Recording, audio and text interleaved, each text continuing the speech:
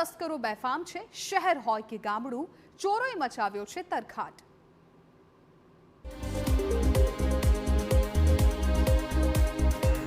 અમદાવાદના વિવિધ વિસ્તારમાંથી બાઇક ચોરી કરીને રાજસ્થાનમાં બાઇક વેચી નાખનારી ટોળકી અરવલ્લી જિલ્લામાંથી ઝડપાઈ છે। મોડાસાના ગાજણ ગામ નજીક એલસીબીની ટીમે વાહન ચેકિંગ વખતે કેટલાક શંકાસ્પદ બાઇક ચાલકોની પૂછપરછ કરી। બાઇક ચાલકો પાસેથી વાહનના દસ્તાવેજ ન મળતા પોલીસની શંકા વધુ પ્રબળ બની।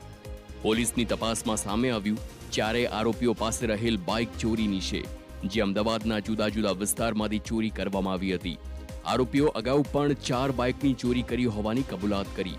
પોલીસે 8 બાઇક સાથે 4 આરોપીઓની ધરપકડ કરી છે।